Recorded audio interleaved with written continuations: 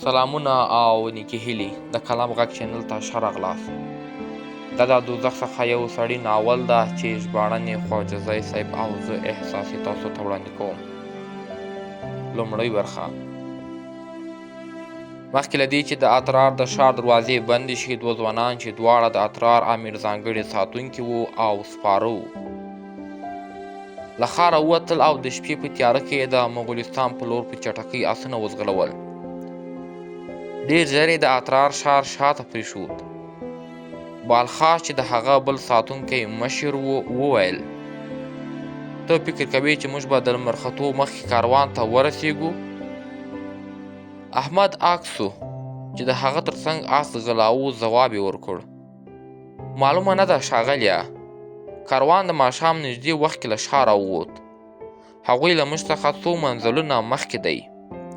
بالخاش وخندل او ویې ویل: هغوی زموږ د حرکت چټکتیا نه لري. احمد وویل: ښاغلیه، موږ باید د خپلو آسونو فکر هم وکړو.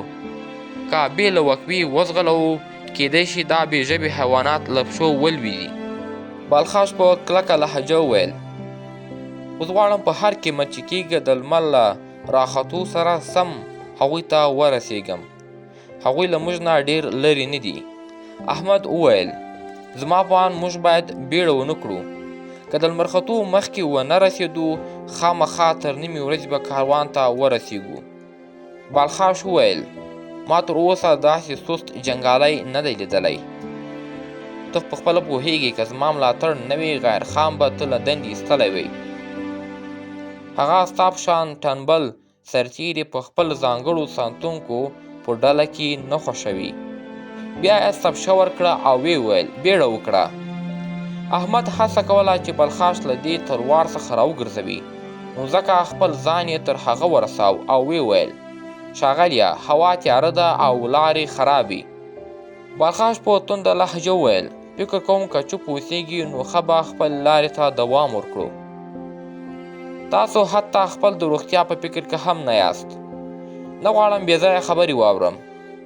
احمد اکسو چې پوه شو بالخاش قانع کېدونکی نه ده، نو چوپ سو او خپل آس یې ورپسې وځغلاوه. د آسونو د ځغلولو غږونه د شپې په تیاره کې د دښتې خاموشي ماته کړه. دوی د اترار د امیر غیر خان لخوا مامور شوي وو چې د سوداګرو د هغه کاروان ساتنه وکړي چې د ماښام مخکې د مغولستان په لور روان شوي وو. بالخاش د یو څو مزل وروسته چوپتیا ماته کړه او ویې ویل: معلومه نه ده چې غیر خان ولې د کاروان تګ وروسته دا ماموریت موږ ته راکړ. احمد اکسو ځواب ورکړ: بېشکه هغه غواړي چې موږ له شاوخوا د کاروان ساتنه وکړو تر څو کوم خطر کاروان ته ونه رسېږي. بالخاش وویل: که د سوداګرو سره کومه بده واقعه پیښه هم شي، نو زموږ دوه نفره له لاسه څه نه کېږي. حتی امکان لري تر اوسه د غلو لاس ته لوېدلي هم وي. بیا چوپتیا خوره شوه.